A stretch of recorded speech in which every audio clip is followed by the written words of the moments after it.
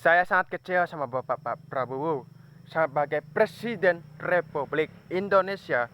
Saya sangat kecewa, masyarakat sangat kecewa, Pak. Kenapa Bapak tidak memperberat hukuman koruptor?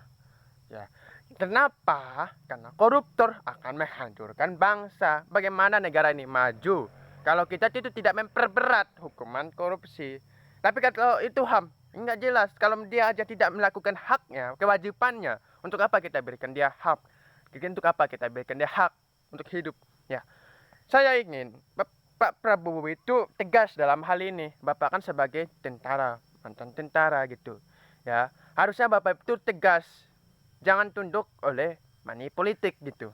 Saya ingin Bapak itu memberikan keadilan dalam segi hukum, memajukan bangsa, memajukan anak bangsa ya. Saya ingin bahwa kita tuh ingin bahwa bangsa ini harus maju.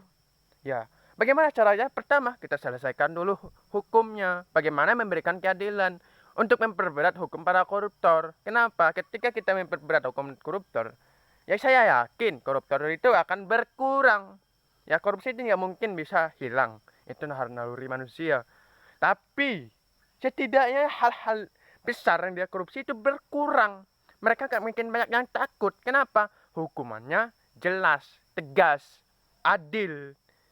Ya, saya ingin keadilan gitu dalam segi hukum. Jangan berikan hukuman itu yang rendah untuk para koruptor. Janganlah yang orang mencuri atau mencuri ayam misalkan beda sekali hukumannya dengan koruptor yang jelas-jelas lebih besar.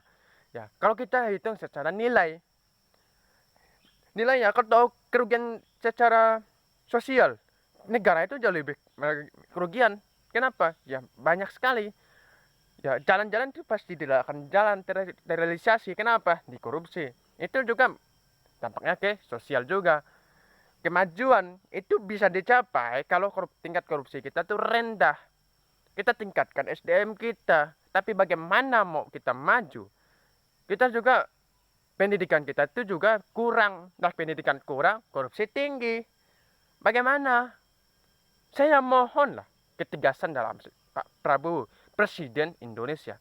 Ya, kalau kita ingin memajukan bangsa, yang utama kita tuh hentikan dulu korupsinya. Jangan kita tuh cuma omon-omon aja seperti katakan Pak Prabowo sendiri. Jangan cuma omon-omon saja. Itu yang dikatakan Bapak. Ya, kami tagih. Karena Bapak ingin mempertegas para koruptor, ingin mengejar para koruptor, ingin menyiksa para koruptor. Kenapa? Ya itu jelas, itu Bapak Prabowo, ada track recordnya.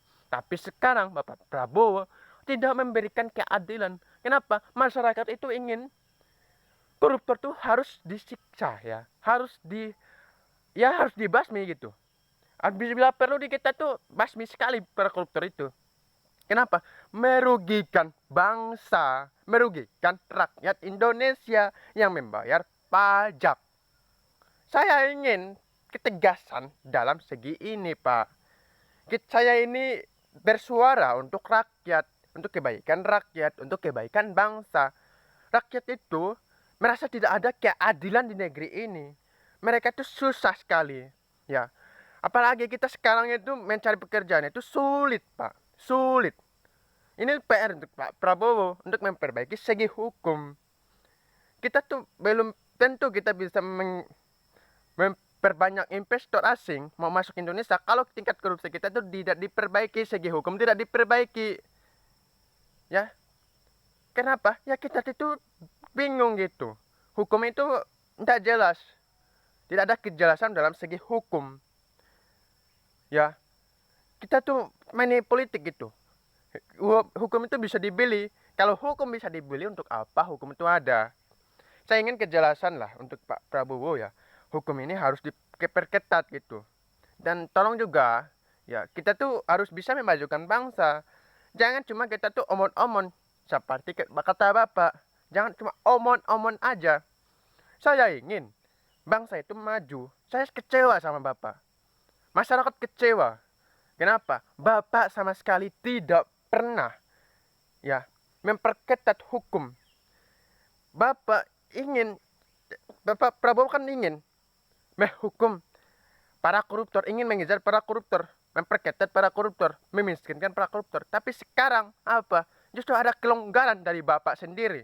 Apakah Bapak Prabowo itu berpihak pada para koruptor atau bagaimana? Jelaskan. Saya ingin untuk mengecilkan ranking kita, ya. Kita dari 100 negara, tapi kita di tingkat 99. Itu sangat buruk, Pak. Sangat buruk. Kalau kecuali dalam nilai rapor, ya itu sangat baik. Ini kan beda. Ini nilai korupsi. Ya. Bayangkan, kita di ranking 99. Apa yang kita banggakan di negara ini? Banggakan. Hah? Tidak ada yang dibanggakan. Kita tuh negara koruptor. Saya ingin diperbaiki, segi hukum diperbaiki. Jangan tidak ada kejelasan dalam segi hukum. Jangan cuma yang tajam itu cuma di bawah, di atas juga harus tajam, Pak. Harus adil. Saya ingin masyarakat itu tahu bahwa kita itu harus berjuang bersama. Masyarakat itu akan ada di samping Bapak kalau Bapak membela rakyat. Rakyat itu cuma minta kejelasan gitu. Ya, kita pikir sekarang kita itu tidak memiliki kejelasan hukum. Saya ingin Pak Prabowo itu mempercepat ini. Perhatikan ini. Sekarang masyarakat itu sulit mencari pekerjaan. Bapak juga perbaiki segi hukum. Bagaimana cara menarik investor asing? Bagaimana memajukan bangsa? Bagaimana mau maju bangsa ini kalau korupsi kita itu tinggi, Pak? Ya, bagaimana? Apakah ada strategi jitu kalau korupsi itu tinggi? Bagaimana mau maju? Apakah Bapak punya strategi jitu? Biarpun korupsi itu tinggi tapi ada cara untuk menekan? Itu nggak mungkin. Ya, nggak mungkin.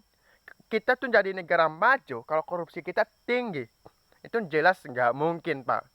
Jelas nggak mungkin. Bagaimana mau kita mau pesimis kalau segi hukum aja kayak gini? Saya mohon keadilan ini diterapkan. Kedua, saya ingin juga Pak Prabowo tingkatkan investasi, tingkatkan peluang lapangan pekerjaan, tingkatkan investor asing. Bagaimana mau investor asing mau berinvestasi di negara kita kalau segi hukum aja tidak jelas, sistem birokrasi panjang sekali. Saya ingin Pak Prabowo memperhatikan ini. Kita itu harus jadi negara maju, negara mandiri. Ya harus jadi gitu. Hati-hati gitu. Kalau kita tidak ingin sesuatu hal-hal aneh gitu, mau memajukan bangsa gitu, ya begini caranya, yaitu memperketat hukum, meningkatkan investasi, tingkatkan SDM kita. Bagaimana caranya? Ya dengan pendidikan, perbaiki lingkungannya. Kita juga harus perbaiki ini. Negara kita tuh hancur oleh apa? Judi, korupsi, dan tidak jelasan hukum. Itu yang bikin negara kita hancur. Judi online, judi yang berbasis online, masa sulit sekali dihentikan. Ya, yang berbasis online, masa sangat sulit sekali untuk dihentikan. Masa selalu ada celah dan jelas-jelas itu penipuan. Kenapa masyarakat kita mau berjudi online? Karena SDM kita rendah. Dia tidak berpikir. Ya, mereka itu tidak berpikir apa bergerak.